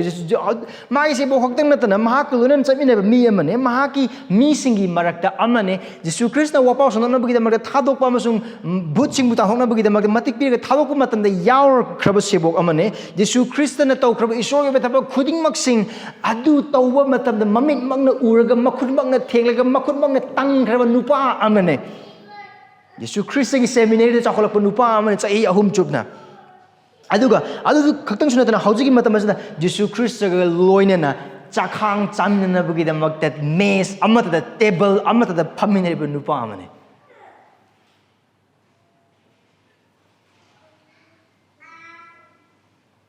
ꯍꯥꯏꯔꯤꯕꯁꯤ ꯖꯨꯗꯥꯗ ꯑꯣꯏꯕ ꯇꯥꯔꯒꯗꯤ ꯇꯥꯏꯕꯪ ꯄꯥꯟꯕꯒꯤ ꯄꯥꯞ ꯄꯨꯕꯤꯕ ꯏꯁꯣꯔ ꯑꯗꯨꯒ ꯂꯩꯃꯤꯟꯅꯅ ꯑꯗꯨꯒꯤ ꯈꯣꯡꯈꯥꯗ ꯍꯤꯡꯅ ꯑꯗꯨꯒ ꯆꯥꯃꯤꯟꯅꯅ ꯅꯣꯔꯣꯛꯇ ꯆꯠꯄ ꯑꯣꯏꯊꯣꯛꯄ ꯑꯣꯏꯕ ꯇꯥꯔꯒꯗꯤ ꯆꯔꯆ ꯃꯦꯝꯕꯔ ꯑꯣꯏꯅ ꯈ꯭ꯔꯤꯁꯇꯤꯌꯟ ꯑꯃꯅꯤ ꯍꯥꯏꯅ ꯈꯟꯅ ꯈ꯭ꯔꯤꯁꯇꯤꯌꯟ ꯑꯣꯏꯔꯝꯗꯕ ꯑꯣꯏꯊꯣꯛꯏ ꯑꯁꯤꯅ ꯑꯩꯈꯣꯏꯒꯤ ꯊꯃꯣꯏ ꯅꯤꯈꯟꯐꯝ ꯊꯣꯛꯏ ꯑꯗꯨꯒ ꯄꯨꯟꯁꯤ ꯆꯥꯡ ꯌꯦꯡꯐꯝ ꯊꯣꯛꯏ ꯑꯗꯨꯒ ꯑꯅꯤꯁꯨꯕꯗꯗꯤ ꯀꯔꯤꯒꯤꯗꯃꯛꯇ ꯑꯩꯈꯣꯏꯒꯤ ꯄꯨꯟꯁꯤ ꯆꯥꯡ ꯌꯦꯡꯒꯗꯧꯔꯤꯕꯁꯦ ꯃꯔꯝꯗꯤ ꯑꯩꯍꯥꯛꯅ ꯉꯥꯏꯍꯥꯛꯀꯤ ꯃꯃꯥꯡꯗ ꯍꯥꯏꯈ꯭ꯔꯕ ꯑꯗꯨꯒꯨꯝꯅ ꯑꯩꯈꯣꯏꯒꯤ ꯊꯃꯣꯏꯗ ꯏꯁꯣꯔꯒꯤ ꯋꯥꯍꯩꯒꯤ ꯃꯄꯥꯟꯅ ꯅꯧꯍꯟꯗ꯭ꯔꯤꯕ ꯑꯩꯈꯣꯏꯒꯤ ꯑꯀꯟꯕ ꯊꯃꯣꯏꯒꯤ ꯖꯒꯥꯁꯤꯡ ꯂꯩꯔꯤ we still have remaining hardness in our hearts ꯑꯗꯨ ꯈꯛꯇꯪꯁꯨ ꯅꯠꯇꯅ ꯑꯩꯈꯣꯏꯒꯤ ꯄꯨꯟꯁꯤꯗ ꯂꯩꯔꯤꯕ ꯄꯥꯞꯁꯤꯡ ꯑꯁꯦ ꯂꯧꯅꯝ ꯆꯥꯎꯕ ꯄꯥꯞꯁꯤꯡ ꯉꯥꯛꯇꯅꯤ ꯑꯩꯈꯣꯏꯒꯤ ꯊꯃꯣꯏ ꯂꯧꯅꯝ ꯆꯥꯎꯋꯦ ꯑꯗꯨꯒ ꯁꯩꯇꯥꯟ ꯑꯩꯈꯣꯏꯕꯨ ꯃꯤꯀꯨꯞ ꯄꯨꯡꯖꯥ ꯈꯨꯗꯤꯡꯒꯤ ꯑꯗꯨꯝ ꯊꯦꯝꯗꯨꯅ ꯑꯗꯨꯝ ꯃꯛꯂꯩ ꯖꯦꯔꯦꯃꯤꯌꯥ 13:3ꯗ ꯍꯥꯏꯕ ꯑꯗꯨꯒꯨꯝꯅ ꯅꯪ ꯑꯃꯁꯨꯡ ꯑꯩꯒꯤ ꯊꯃꯣꯏ ꯑꯁꯦ ꯈ꯭ꯋꯥꯏꯗꯒꯤ ꯂꯧꯅꯝ ꯆꯥꯎꯕ ꯄꯣꯠꯁꯛ ꯑꯃꯅꯤ ꯀꯅꯥꯝꯇꯅ ꯈꯪꯕ ꯉꯝꯗꯦ ꯏꯁꯣꯔ ꯅꯠꯇꯅ ꯅꯪ ꯑꯃꯁꯨꯡ ꯑꯩꯅꯁꯨ ꯈꯪꯕ ꯉꯝꯗꯦ ꯊꯥꯖꯕ ꯑꯗꯨꯒꯤ ꯊꯃꯣꯏꯗ ꯅꯪ ꯑꯃꯁꯨꯡ ꯑꯩꯒꯤ ꯊꯃꯣꯏꯅꯤ ꯍꯣꯏ ꯑꯩꯈꯣꯏ ꯈ꯭ꯔꯤꯁꯇꯒꯤ ꯃꯄꯥꯟꯗ ꯀꯟꯕꯤꯔꯦ ꯍꯣꯏ ꯑꯩꯈꯣꯏ ꯑꯅꯧꯕ ꯁꯥꯗꯣꯡꯒꯤ ꯑꯣꯏꯕ ꯊꯃꯣꯏ ꯄꯤꯕꯤꯔꯦ ꯍꯣꯏ ꯑꯩꯈꯣই ꯁꯔꯒꯤ ꯅꯥꯒꯔꯤꯛꯁꯤꯡ ꯑꯣꯏꯍꯟꯕꯤꯔꯦ ꯈ꯭ꯔꯤꯁꯇꯒꯤ ꯃꯄꯥꯟꯗ ꯑꯗꯨꯃꯛꯄꯨ ꯑꯗꯨ ꯑꯣꯏꯕ ꯇꯥꯔꯒꯁꯨ ꯑꯩꯈꯣꯏ ꯍꯧꯖꯤꯛ ꯐꯥꯎꯕ ꯄꯥꯞꯀꯤ ꯃꯃꯨ ꯑꯩꯈꯣꯏꯒꯤ ꯅꯨꯡꯗ ꯂꯩꯔꯤ ꯑꯩꯈꯣꯏꯗ ꯍꯥꯠꯇꯣꯛꯇ꯭ꯔꯤꯕ ꯅꯥꯄꯜꯁꯤꯡ ꯂꯩꯔꯤ ꯑꯩꯈꯣꯏꯗ ꯍꯥꯠꯇꯣꯛꯇ꯭ꯔꯤꯕ ꯑꯩꯈꯣꯏꯒꯤ ꯃꯨꯔꯇꯤꯁꯤꯡ ꯂꯩꯔꯤ ꯑꯩꯈꯣꯏꯗ ꯑꯩꯈꯣꯏꯒꯤ ꯍꯥꯠꯇꯣꯛꯇ꯭ꯔꯤꯕ ꯉꯛ ꯀꯟꯕꯒꯤ ꯄꯨꯟꯁꯤꯒꯤ ꯖꯒꯥꯁꯤꯡ ꯂꯩꯔꯤ ꯑꯩꯈꯣꯏꯗ ꯍꯥꯠꯇꯣꯛꯇ꯭ꯔꯤꯕ ꯄꯥꯞꯁꯤꯡ ꯂꯩꯔꯤ ꯁꯩꯇꯥꯟꯅ ꯅꯨꯡꯇꯤ ꯅꯨꯃꯤꯠ ꯈꯨꯗꯤꯡꯃꯛꯀꯤ ꯀꯅꯥꯕꯨ ꯃꯇꯧ ꯀꯔꯝ ꯍꯥꯏꯅ ꯁꯦꯠꯇꯣꯛꯄ ꯌꯥꯒꯗꯒꯦ ꯍꯥꯏꯅ ꯆꯔꯥꯝꯅꯔꯕ ꯀꯩꯁꯥꯜꯒꯨꯝꯅ ꯀꯣꯏꯊꯤ ꯊꯤꯗꯨꯅ ꯆꯠꯄ ꯂꯦꯞꯇꯦ ꯊꯥꯖꯕ ꯏꯆꯤꯜ ꯏꯅꯥꯎꯁꯤꯡ ꯑꯩꯈꯣꯏꯅ ꯍꯤꯡꯂꯤꯕ ꯄꯨꯟꯁꯤ ꯃꯍꯤꯡ ꯑꯁꯤꯅ ꯃꯔꯝ ꯑꯣꯏꯔꯒ ꯑꯃꯁꯨꯡ ꯑꯩꯈꯣꯏꯒꯤ ꯑꯀꯣꯏꯕꯗ ꯂꯩꯔꯤꯕ ꯑꯊꯦꯝꯕ ꯈꯨꯗꯤꯡꯃꯛꯁꯤꯡ ꯑꯁꯤꯅ ꯃꯔꯝ ꯑꯣꯏꯔꯒ ꯅꯪ ꯑꯃꯁꯨꯡ ꯑꯩ ꯅꯨꯡꯇꯤ ꯅꯨꯃꯤꯠ ꯈꯨꯗꯤꯡꯃꯛꯀꯤ ꯏꯕꯨꯡꯉꯣ ꯃꯍꯥꯛꯀꯤ ꯋꯥꯍꯩ ꯑꯁꯤꯅ ꯃꯤꯡꯁꯦꯜ ꯑꯣꯏꯗꯨꯅ ꯑꯩꯈꯣꯏꯒꯤ ꯊꯃꯣꯏ ꯑꯃꯁꯨꯡ ꯑꯩꯈꯣꯏꯒꯤ ꯄꯨꯟꯁꯤ ꯆꯥꯡ ꯌꯦꯡꯕꯒꯤ ꯃꯊꯧ ꯇꯥꯕꯁꯦ ꯇꯠꯇꯅ ꯑꯩꯈꯣꯏꯒꯤ ꯄꯨꯟꯁꯤꯗ ꯑꯩꯔꯅꯦ ꯄ꯭ꯔꯚꯨ ꯍꯥꯏꯅ ꯍꯪꯕꯒꯤ ꯃꯊꯧ ꯇꯥꯕꯁꯦ ꯑꯔꯥꯟꯈꯕ ꯃꯥꯡꯒꯅꯤ ꯍꯥꯏꯅ ꯍꯥꯏꯕꯒꯤ ꯃꯔꯝ ꯅꯠꯇꯦ ꯃꯔꯝꯗꯤ ꯆꯥꯡ ꯌꯦꯡꯕ ꯈꯨꯗꯤꯡꯃꯛꯁꯤꯡꯗ ꯖꯥꯀꯣꯕꯅ ꯇꯝꯕꯤꯕ ꯑꯗꯨꯒꯨꯝꯅ ꯆꯥꯡ ꯌꯦꯡꯕ ꯑꯗꯨꯅ ꯀꯩꯗꯧꯏ ꯑꯁꯦꯡꯕ ꯊꯥꯖꯕ ꯑꯗꯨ ꯍꯦꯟꯅ ꯃꯌꯦꯛ ꯁꯦꯡꯍꯟꯒꯅꯤ ꯆꯥꯡ ꯌꯦꯡꯕ ꯑꯗꯨꯅ ꯇꯔꯪ ꯈꯪꯕ ꯍꯦꯟꯅ ꯑꯗꯨꯝ ꯍꯦꯟꯒꯠꯂꯛꯀꯅꯤ ꯑꯗꯨꯕꯨ ꯆꯥꯡ ꯌꯦꯡꯕ ꯑꯁꯦ ꯑꯩꯈꯣꯏꯒꯤꯗꯃꯛꯇ ꯐꯕꯅꯤ ꯑꯗꯨꯒ ꯄꯣꯜꯅ ꯀꯣꯔꯤꯟꯊꯤꯌꯥꯗ ꯍꯥꯏꯕꯒꯨꯝꯅ ꯍꯧꯖꯤꯛ ꯐꯥꯅ ꯂꯦꯞꯂꯤꯕ ꯅꯍꯥꯛ ꯆꯦꯛꯁꯤꯜꯂꯨ ꯇꯨꯔꯣꯏ ꯍꯥꯏꯅ ꯈꯟꯒꯅꯨ ꯀꯔꯝ ꯀꯥꯟꯗ ꯑꯩꯈꯣꯏ ꯄꯥꯞꯇ ꯇꯥꯏ ꯀꯔꯝ ꯍꯥꯏꯅ ꯖꯨꯗꯥꯁ ꯀꯔꯤꯌꯣꯠꯅ ꯇꯥꯈ꯭ꯔꯤꯕꯁꯦ ꯋꯥꯄꯥꯎ ꯁꯟꯗꯣꯛꯄ ꯑꯃꯅ ꯌꯥꯝ ꯅꯤꯡꯊꯤꯖꯅ ꯍꯥꯏ ꯑꯊꯦꯝꯕꯒ ꯑꯄꯥꯝꯕꯒ ꯑꯗꯨꯒ ꯑꯆꯥꯕ ꯃꯇꯝ ꯑꯁꯤꯒꯤ ꯑꯍꯨꯝꯁꯦ ꯄꯨꯟꯕ ꯃꯇꯝꯗ ꯃꯤ ꯑꯗꯨꯅ ꯄꯥꯞꯇ ꯇꯥꯒꯅꯤ ꯃꯤ ꯑꯗꯨꯅ ꯄꯥꯞꯇ ꯄꯤꯁꯤꯟꯒꯅꯤ ꯑꯊꯦꯝꯕꯗꯤ ꯂꯩꯔꯒ ꯑꯄꯥꯝꯕ ꯂꯩꯇꯕ ꯑꯣꯏꯕ ꯇꯥꯔꯒꯗꯤ ꯑꯗꯨꯗ ꯄꯤꯁꯤꯟꯕ ꯑꯣꯏꯊꯣꯛꯇꯦ ꯑꯗꯨꯕꯨ ꯑꯊꯦꯝꯕ ꯑꯄꯥꯝꯕ ꯑꯃꯁꯨꯡ ꯑꯆꯥꯕ ꯇꯥꯟꯖꯥ temptation, desire and opportunity when these three collides there happens the betrayal there happens the fall Judas Iscariot yengbo oiba taragani magi apamado kaino paisa ni see love of money paisa gi apamba karamba mongon lei adu karamba adu da karino koina verse 10 da uba phangibado adagi jisubu makhoigi makutta pithoknabagidamak seboktar nithoigi manungdagi ama haibadi Judas Iscariotna athoiba purohit sing manata chatki verse 11 makhoina madu tabda hararami amasung mangonda sen pigini haina wasaklame temptation now the desire an opportunity he's been waiting adu karam kanda ogini adu opportunity do gets him in kola chap chap mat phamne do now asi wa khase ngatan khala galais sei wari lo na makhang ekoi Judas na karamani jesu Christ pithokani haina hai badu right time travel to we are haina galas adu Judas ekoi mang thame kari haina ko Judas kari haina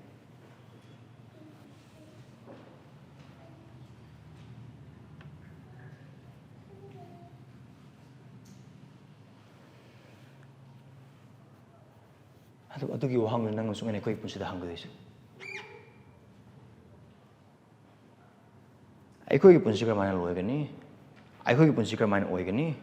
maisna khanglaba ibungo Krishna ma ki aning busing ma ki wahai da pine pe adu ma ki wahi adu thada bachile naw sung luching bagi mpham da amasung tongan tongan mo ong dagi aikoi bu sem chana ba amasung pap ki atoma amasung dharma chen bagi lambi khudum sina mayek sina aikoi takpi aduga ai adugi matam aduda phawbudasu aikoi gi thamoisna indanabagi punsi adum lei taudanabagi adu zil naw aikoi Judas tagi ge su ta mi matanate ma ki thojal Christ gi thojal adugi mapana ne aikoi mafam se thambi bes adu asi wang se kona hangbada hangpam to wang sing ne airane prabhu maram de koi isana sabu menam zami sing ne maramdi aikoi gi manung da hatriba pap sing leiri aikoi asonba sing leiri aikoi puning honggodo pap sing leiri aikoi akan ba pap sing leiri aikoi gi pap na aikoi bu miname aduga saitan aikoi bu theme do aikoi hakchang ya pam khuding mak sing adu ishor gi aning ba du da katsin jo aikoi hakchang ya pam sing adu gi matik leiri asi khangoi ba targade khoi noluk pa ibungo mahaki mafamdagi asigi chang yengbase nangam sung ai punsdagi oipham thokpa mani kaugumse athemba apamba amasung achaba matam asigi ahum asina mafam amata punba matamda pap tawgani Christ gi mark to legani sunglup ki mark to legani adugi mapana Christ with bithokpo gi punsi de hingani verse 21 Christ gi wahai mi gi machani pa adugi maramda ikhibagumna mahangna tasingna chatli adugu mi machani pa adugu bithokpa mi adu wapnida mi adu polum dabana mahake ma pharamgani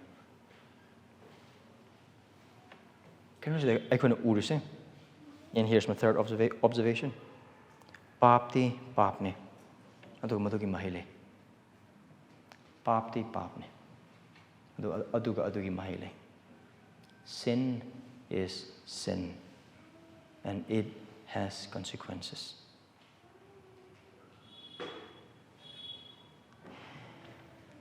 Jesu Christana siriba, Jesu Christu pithokodoriba, Jesu Christu phugodoriba, Jesu Christu na sigidoriba khudimok sing ase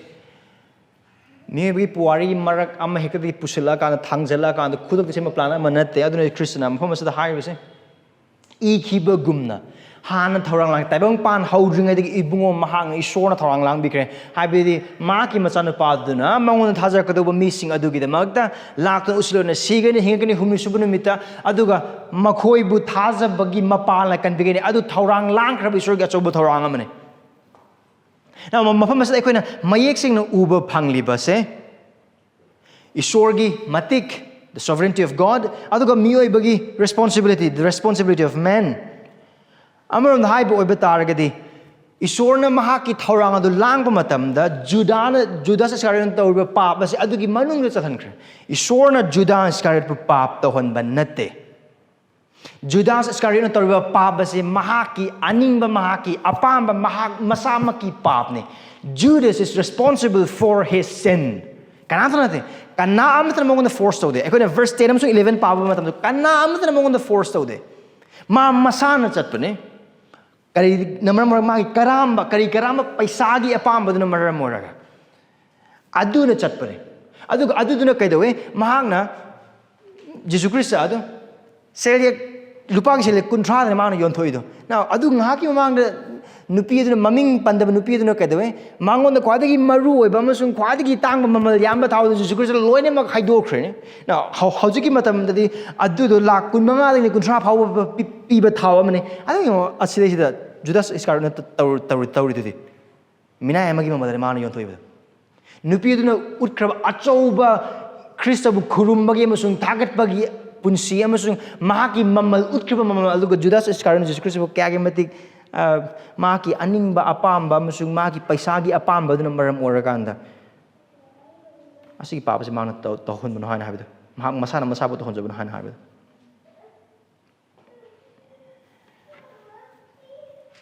Muhammad Judas na tawriba papas Judas Iscariot na tawriba papas Isorna maki matik mga mag-decision eh now atsigi wari se ako na ningsing matam kuting Judas Iscariot ki pap amasung adubu Isorna matokram haina mahak na mi mayam mo kadbina bagi mag-decision na bibino haina hai bagi wari se ako na kan mo kuting ki mayroon pa yang kai pada kun ningsing de basinga yaro Joseph ki wari Joseph na maki masam na using hai kibdo karino Nakoy na di patta bagi wakal aduda ay ngonda patta ba taw na bagi da marka taw kibede kay no magi masam na taw kibede mag minay lalon basing aduda Joseph adu minay oina bagi da marka yon taw kibede kay do nung do sumagi masam na using masam na trama thoi mathoi duna ay koy da chak tang balakane duna Joseph siya na thagi boy ba tagi di soy duna isor ma bu kanbiraga prime minister ohelaga ay koy chak tang ba kanbigini adu wakal khala kana taw thabaka manatte mere hatred Joseph pu nungsida badudagi Joseph pu yengthiba masung hatok ning masung moi pun dagi lauthok ning adu wakal adu Joseph pu makoina yontoki bane chama Judas Iscariot asigi purohit sing asigi mamang da duga dharma ji luching sing sigim homchap matan da aina usele kun hala yon thoga Jesus Christ na siraga mi miyam man papte kan bi phangna bane aduna aina tawi thabak afa bane na adu gi wakal du Iscariot lare kan da mak Jesus Christ yon thobu chakhe ban natte Maki karam paisa ki apam duna maram oragani adu bi sorna maki angak pa amusung achouba pangal aduda harmi gi papadu Judas Iscariot ki papadu maki matik mangal gi amusung mahak punung sirba mi singi phanan bi da mak mahan onthok pi bani thadab jil naw sing nangam sung ai gi punsida leiba pap sing nangam sung aina pap to matam khuding maki adugi price chit pigado mi do nang amasung ai ne duga nang amasung ai adu ai khoi gi pap adu tawba mi sing adu responsible or mi sing adu ne none but ourselves are responsible for our own sin Isorna ke pap to holoi man Jacob anu am patra hom de tra mga pa matam da Isorna kana amatabu them dokte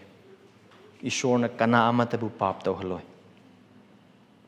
nangam sungai basu pap to holoi ibungo mahak na magi aning ba makoy to na ba hai matamda maki ate aning ba sing adu khongoi na ba gida mak mahak na sung to roi mamdi adu to bum matamda mahak masana masabu on thang na han ba on thok na han ba isor controversy amaga yanahandaba adugumba isor mo gani adu akoi isor adugumba natte ma ki aningba ma akoi tahonabagi damakta ma atay aningba sing tawdrasu yabagumna uhanba isor natte adugi mahuta ma ki aningba khudingmak sing adu maangna thambi mafam aduda thajabena tawnanabagi damakta thawjal apumba minungsi apumba bor apumba pinabi bai khoi isor ne adu yengo se observe Jesus Christ again nungsiba wahai deyong Judas Iscariot mana piri ba kusel wahai deyong mi ki masane pa du pithok pa du mi du wa bane da mi du polom dabna hena pharam da bane Judas Iscariot ki mamang dene se da hai se ma yaw na ne mana tru be thabak tu ma masana khanga bane ai ne ba ma masana khanga bane ai ne Jesus pithok na bagi da makta Dharma ki luching masing adudagi selye kunthra da Jesus Christ pithokani amasung tanja thiriba mido ai ni haina ba ma masana ganga bane sigi mafam asida Judas Iscariot isorna Jesus Christ gi mapala pumning hongne ba matam pi khidaba natte mangonda mayek sengna Jesus Christ na mangonda pumning hongne ba matam pi adubu kadave se Judas Iscariot na mahakna kanamata khangandaba maongda kanamatu wandaba maongda maki thamoyngda maki pap aduna maram oiraga mana Jesus Christ pithokna nabagi paisa aduna maram oiraga Jesus Christ gi aningba adubu reject tawunaba amasung tawba thamoy aduna maram orakana asigi khusel wahai se lakmata da mahaki manakongda yettagi changa oide thokibagi maongdane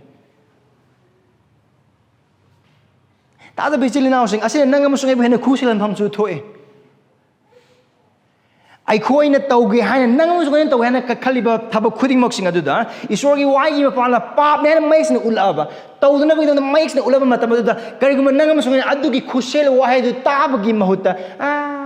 ꯇꯥꯔꯒ ꯂꯣꯏꯔꯦꯗ ꯍꯣꯏ ꯍꯥꯏꯔ ꯊꯥꯗꯣꯛꯈ꯭ꯔ ꯂꯣꯏꯔꯦ ꯑꯗꯨꯗꯒꯤꯗꯤ ꯀꯩꯅꯣ ꯑꯗꯨꯝ ꯎꯅꯗꯧ ꯂꯩꯔꯦ ꯑꯗꯨꯝ ꯈꯪꯅꯗꯧ ꯂꯩꯔꯦ ꯑꯗꯨꯒꯤ ꯋꯥꯍꯩꯗꯨ ꯊꯥꯗꯣꯛꯈꯤꯕ ꯑꯣꯏꯇꯥꯔꯒꯗꯤ ꯑꯗꯨ ꯀꯤꯅꯤꯡꯉꯥꯏꯅꯤ Marin Thaja Bichili Inausing, Thaja Bichili Nausing, the Isogi Wai Papa, the Singluki Luching, but the Tongan, the Him, the Tongan, the Moon, the Kusil Wising, Tarab Matamadu Power, Nagi Papa, the Tobo, but Targadi. Nahak Tinningaine. Nahak Lipok Tinningaine. I don't know Nakana Amatabu, what is and we are.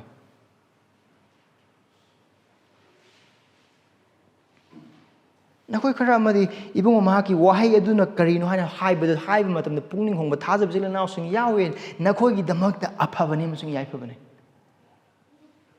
aduga khudimak sing adugi mapana nakoi gi punsi adu isor semgat piba adu uda banate ui isor bu thagle adugi damakta adubu kari kari oba tar ga hojik lebli ba nang masung ai hojik lebli ba nakoi cheksillu ai khoi cheksillu Man hek cheksillu hodo matam da Judas Iscariot na lay kribam pham masida dum lay boy thoe nungsibada Krishna piriba khusilo waisa Judas na taram boy ba taragade mahakasi pap sa torom noy adu mahaki thamoy ma kai do do na ha ma lep re chabyungna adu na kari Krishna khusilo wahai mathau ta de tararoi loshallaroi aduga aingonda puraklanu tauge khangre taurani to Krishna gi waidu mi adu polom da bana mahaki da makhena pharam ga da bana and Judas Iscariot na norok sat ka dori base Krishna gi nungsiba khusel wahai asi pina tana khangna ne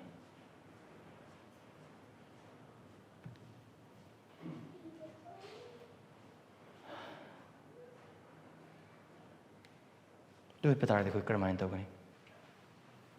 ekhoi punsi karmain hingani ekhoi punsi asom basing le hoi ai punsi asom basing le karmain hingani ekhoi noluk pada ekhoi asom basing Christ gi mangna pusinsi noluk ekhoi gi pap sing Christ ngon haidoks Christ gi wahaida amasung mahaki matik ta thambiraba mahaki singlup asigi makhapun mising ekhoi oise Thajab Bichili Naw Sing Ibungo mahaki wahaygi mapana nang amasung aigi punsida wa nganglak matamda harbada khoi tarai na lothokum se adubu nolukpada Krista bu nungsiba aduda Krista gi wahai amasung mahaki yathang adu muna tase aduga isor gi pangalda harbi yathang sing adu khoi inse Ramde khoi punsi ase khoi kan bikraba se khoi isana isabu yazadana na ba amasung cross pudun hingna ba gi damaktane Judas Iscariot na tawkide bodo aduni adu nangam amasung adi am tongale nangam amasung adi am tongale nangam amasung adi Krista gi Dharma sema punsi siba amasung hingat pa adubu thajabagi mapana ai khoi ngani sori thawai le ai khoi ngana ma ki nungsiba le ai khoi Judas na hingba punsi asi hingdena bagi achauba maram le achauba thauja le nangam amasung ingonda ai khoi gi nakong isor gi wahaida hanglok tu na thamse ai khoi gi pungning ibungam haki wahaina nau hanse no lukpada amaga semgat na se amaga khusira wahai pinase Atau betul betul na omna pap ta chang bu matam da pap du khut pai na ching thok pa maong ai khoi amaga mateng pangse ai khoi thamoi amasung khoi punsi hangdok se karing mangasi ginumi asida na ke punsi du thaja besil na sing pham da hangdok tru ba amasung mi sing ai punsi u o pe da de kari khangane kari ugani kari hairakani adugi nungai taba mayam khoi mosing aduna maram orakan hajik pa khaksin na thamli na ke punsi ke jaga sing oi ba ta ga di Judas ki punsi asina nangon da khusel o hai oi bi Be warned by the life of Judas. Open your life. Be accountable by the grace of God and in the power of the Holy Spirit.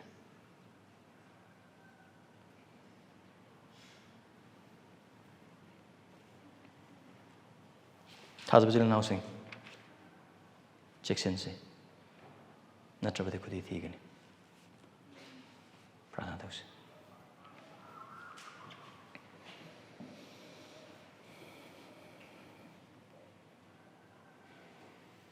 Ipa isor khoi thamoi lonam chawi ha ki thamoi lonam chawi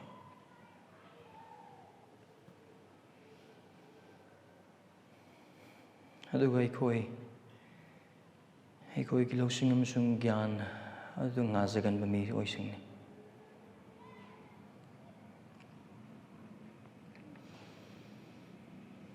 Christian na ha khaktane khoi gi damakta taibang pambas lakpikiba Naha kaktane ekhogi damak de sibiduna humni subuni mit hingat pikiba naha kaktane hoji phawwa ekhogi damak de lep leitana haise piba naha kaktane ne ekoi da